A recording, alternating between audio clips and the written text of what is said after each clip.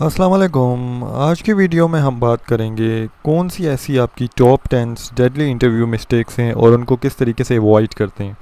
हमारा बेसिक मकसद होगा 1 से 10 तक आपके पास डिफरेंट पॉइंट्स होंगे और उन पॉइंट्स को आपने किस तरीके से इंटरव्यू में अवॉइड करना है। बाकी टेक्स्ट आपको यहाँ पे गिवन लिखा हुआ मिल जाएगा। सबसे पहला पॉइंट है लाइंग। झूठ आपने जो है कभी भी इंटरव्यू के अंदर नहीं बोलना है। अगर आपसे गलती से भी झूठ निकल गया है तो उसको ओवरकम करने की ट्राई आप करें। झूठ बोलने से ये होगा कि क्या पता कंपनी के पास आपकी इन्फॉर्मेशन पहले से हो, या अगर आप झूठ पे झूठ बोलते जाएंगे तो वो एक गैदर होता जाएगा झूठ। होता क्या है कि कुछ इंटरव्यू के अंदर आपके पास, अगर आप सीवी के अंदर लिख देते हैं कि मेरे पास जो है ये स्किल्स हैं, वहाँ पे आपका टेस्ट हो जाए और आपको वो टेस्ट जो है आप उसे पास ना कर सकें, तो झूठ जो है वो आपका कहीं भी पकड़ा जाएगा। तो पहला पॉइंट है कि आपने झूठ नहीं बोलना। दूसरा पॉइंट ये है कि इंटरव्यूज़ जो होते हैं बहुत दफ़ा आपसे पूछते हैं कि क्यों अपनी पिछली कंपनी छोड़ना चाहते हैं। तो आपने हमेशा पॉजिटिव आंसर करना है। पॉजिटिव आंसर इस तरीके से करना है कि मुझे जो है, जैसे वहाँ के ऊपर मैं रिसर्च और ग्रोथ करना चाहता था, मैं इस वजह से अगली कंपनी में मूव करना चाहता हूँ। आपकी कंपनी बहुत अच्छी है, यहाँ पे रिसर्च और ग्रोथ बहुत अच्छी है। इंटरव्यूज़ जो होते हैं वो हमेशा लिसन कर रहे होते हैं, कहीं आप अपनी प्रीवियस कंपनी के बारे में बुरा तो नहीं बोल रहे हैं। प्रीवियस कंपनी के बारे में बुरा बोलना जो होता है वो बहुत बैड समझा जाता है।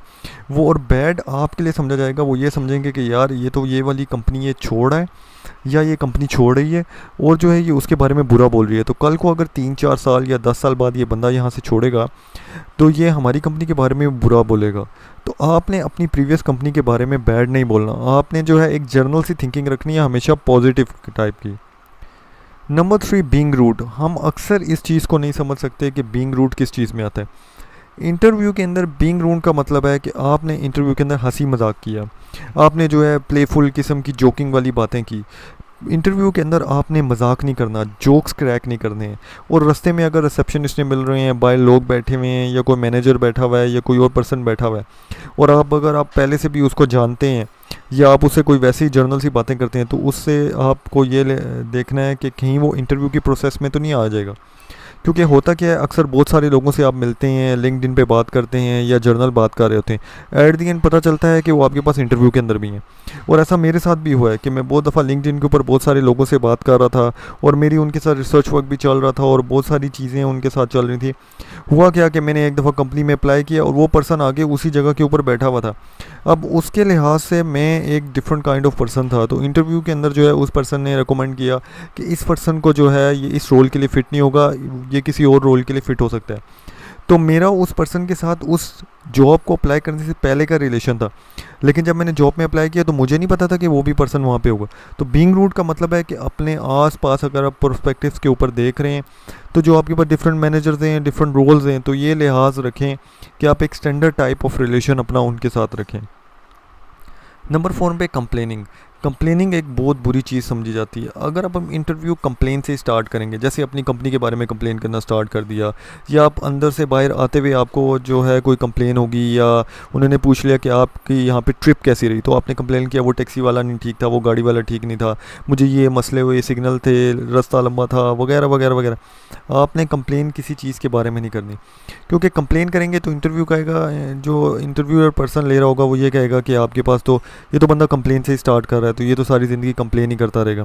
तो कंप्लेन से आपने अवॉइड करना है। नंबर 5 पे ब्लेम गेम के ऊपर अवॉइड करना है। मोस्ट ऑफ द टाइम बहुत डिफ़िकल्ट क्वेश्चन पूछे जाते हैं कि इस टाइम के ऊपर आपको अगर ये चीज़ होगी तो आप क्या करेंगे, या आपकी कंपनी में ऐसा हुआ था तो आप क्या किया आपने।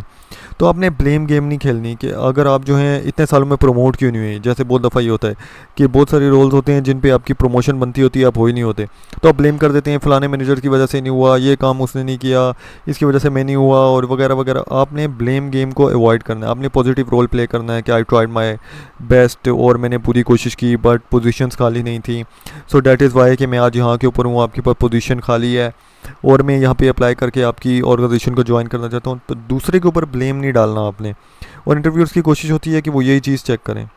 6 पे आप प्रिपेयर होके नहीं जाते हैं। प्रिपेयर होने के अंदर ये भी आता है कि आपने रिज्यूमे में क्या लिखा वो आपको पता ही नहीं होता, क्योंकि हम बहुत सारी जॉब्स के लिए अप्लाई कर रहे होते हैं। प्लीज़ एक नोट रखा करें कि आपने किस किस जॉब को अप्लाई किया है और कौन कौन सा CV अप्लाई किया है। जैसे मैंने हमेशा पिछले में भी कहा है कि रिज्यूमे आपका डिफरेंट होना चाहिए हर जॉब के लिहाज से। तो एक नोट रखें कि रिज्यूमे आपका डिफरेंट किस किस जगह पे कहाँ पे दिया है। सारी डॉक्यूमेंटेशन अपनी लेके जाएं। अच्छे कपड़े पहनकर, टाई सूट पहन के, और लेडीज़ को मैं कहूँगा कि एक आपकी फॉर्मल ड्रेसिंग होती है, उसके लिहाज से आप जाएं, क्योंकि आपकी ड्रेसिंग बहुत मैटर करती है जब आप जा रहे होते हैं, डॉक्यूमेंटेशन डिग्री के अलावा भी, क्योंकि ग्रूमिंग स्किल्स बहुत ज़्यादा देखी जाती हैं। मेल्स के अंदर सूटिंग में, टाई के अंदर शूज़ को देखा जाता है, और आपकी कलर चॉइस को देखा जाता है। फीमेल में भी इसी तरीके से जो आपकी ड्रेसिंग होती है, आपके हेयर स्टाइल्स होते हैं, आपके लुक होती हैं, आप किस तरीके से तैयार होके आए हुए हो। बहुत ज़्यादा आप तैयार होके तो नहीं आए हुए हो। फीमेल्स को मैं कहूँगा कि रेड लिपस्टिक होगी, और डार्क शेड्स ऑफ लिपस्टिक को इस्तेमाल मत करें, लाइट शेड्स को इस्तेमाल करें। उसके अलावा जो है आपने ऐसे कपड़े पहनने हैं जो आपके पास अच्छे दिख रहे हों, वो पार्टी टाइप के कपड़े ना हो, फॉर्मल टाइप के कपड़े हों। और ये सारी चीज़ें आपकी काउंट होती हैं इन सारी टिप्स के अंदर, और आपने इन सारी चीज़ों को इसी तरीके से प्रिपेयर करना होता है। मोस्ट ऑफ द टाइम जब मैंने भी इंटरव्यू लिए हैं, और मैंने देखा है कि बहुत सारी जो होते हैं वो क्वालिफाइड फीमेल्स होती हैं और क्वालिफाइड मेल्स होते हैं, लेकिन उनकी ड्रेसिंग नहीं अच्छी होती। तो ड्रेसिंग आपकी ग्रूमिंग का एक पार्ट होता है, आपकी एजुकेशन का एक पार्ट होता है। जो सातवीं बड़ी गलती इंटरव्यू के अंदर हम करते हैं कि हम बहुत ज़्यादा नर्वस अपने आप को प्रेजेंट करते हैं। आपने बहुत ज़्यादा अपने आप को नर्वस भी प्रेजेंट नहीं करना कि आपसे कुछ बोला भी नहीं जाए, और आपने अपने आप को टू कॉन्फिडेंट भी प्रेजेंट नहीं करना कि आप बहुत ज़्यादा कॉन्फिडेंट हों। तो उससे ये होता है कि आप जो हैं उनकी टीम में फ़िट नहीं हो सकते। तो आपने एक मीडियम सी अप्रोच, जर्नल सी अप्रोच लेके चलनी है कि ऐसा भी ना लगे कि आप बिल्कुल ही जो हैं बोल नहीं सकते हैं, और बिल्कुल ही कॉन्फिडेंट ना हो जाए कि उनको लगे कि इसको सब कुछ पता है तो इसकी हमें ज़रूरत नहीं है।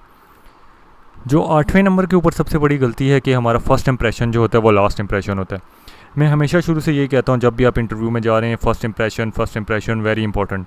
फ़र्स्ट इंप्रेशन के अंदर आपके बोलने के स्टाइल से लेकर, आपके कपड़ों से लेकर, आपके चलने के स्टाइल से लेकर, आपके बात करने के स्टाइल से लेकर, आपकी ओपनिंग स्टेटमेंट से लेकर, ये सारी चीज़ें आपकी बहुत इंपॉर्टेंट होती हैं। पहली 2-4 लाइंस के अंदर ही इंटरव्यूअर को पता चल जाता है कि ये बंदा जो है, ये फ़र्स्ट इंप्रेशन इसका अच्छा होगा या बुरा होगा। तो आपके पास अगर आपका फ़र्स्ट इंप्रेशन जो है वो अच्छा था, आपकी बाकी सारी चीज़ें प्रिपेयर थी, तो आपकी इम्परफेक्शंस जो होंगी, आपकी जो गलतियाँ होंगी, वो इंटरव्यूअर्स जो हैं वो नज़रअंदाज कर देंगे।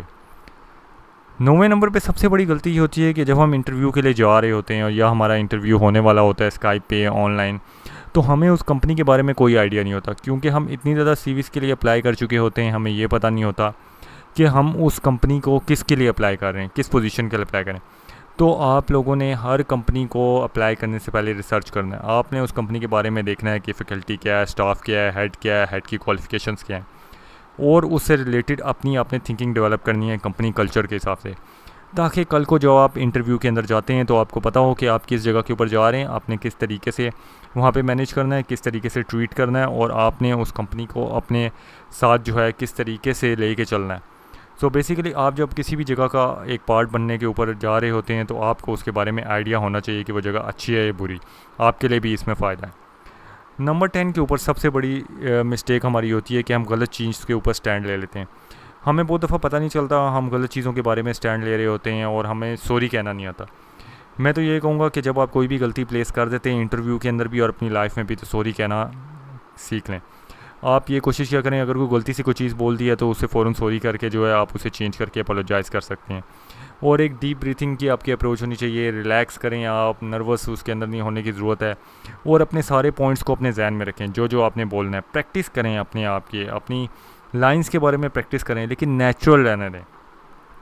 इसके अलावा बोनस के अंदर मैं आपको कुछ चीज़ें बता देता हूँ, कुछ क्वेश्चन जो एम्प्लॉयर जो हैं आपसे नहीं पूछ सकते, मैंने यहाँ पे लिखे हैं। इसके अलावा भी काफ़ी सारे क्वेश्चन हो सकते हैं।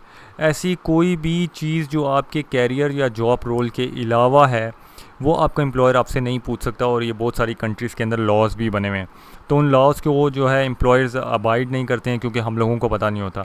तो इसमें कुछ ही मेरे पास लिखे हुए हैं कि हाउ ओल्ड और यू, आप जो हो सेम रिलेशनशिप्स के अंदर तो नहीं हो, आपका बैकग्राउंड क्या है, रिलीजन क्या है, आप जो है फैमिली तो नहीं स्टार्ट करने वाले हैं, शादी आपकी कब हुई थी, कितने बच्चे हैं, आपकी उम्र कितनी है, आप तो जो है जी आपकी उम्र कम है, आपकी जो पोस्ट है उसके लिए तो आप जो है छोटे लगते हो, अभी तो आपकी लाइफ पड़ी हुई है जी, पैसे कमा लेना, अभी पैसों की इतनी क्या ज़रूरत है, इतने पे आ जाओ। तो ये सारी चीज़ें जो होती हैं, ये लीगली जो होती हैं, ये एम्प्लॉयर्स को अलाउ नहीं होती हैं, ये हम लोगों को पता नहीं होता। इस वजह से हम लोग जो हैं उनको एम्प्लॉयर्स को ये एक चॉइस देते हैं, ऑप्शंस देते हैं कि वो हमसे पूछ रहे होते हैं। तो आपकी पर्सनल चॉइसेस, आपकी पर्सनल बिलोंगिंग्स, आपके पर्सनल बारे में के अंदर एम्प्लॉयर्स को कोई हक़ नहीं होता कि वो आपके बारे में पूछ सकें। तो आपके पास जर्नली वो आपके पूछ सकते हैं सिंपल क्वेश्चन जो आपकी जॉब रोल से रिलेटेड हैं। उसके अलावा जितनी भी चीज़ें हैं आप उसको सॉरी या नो कह के अवॉइड कर सकते हैं। ये मत सोचा करें कि आपको जॉब नहीं मिलेगी, ये सोचा करें कि आपने किस चीज़ को लीगल रखना है और किस चीज़ को इलीगल जो है आपने उसको नहीं होने देना। यही चीज़ आगे डिफ़ाइन करती है कि आपके पास अपने कैरियर के अंदर आप किस साइड के ऊपर ग्रो करेंगे। शुक्रिया। आई होप सो आपको ये वीडियो पसंद आई होगी। लाइक करें, सब्सक्राइब करें और शेयर करें।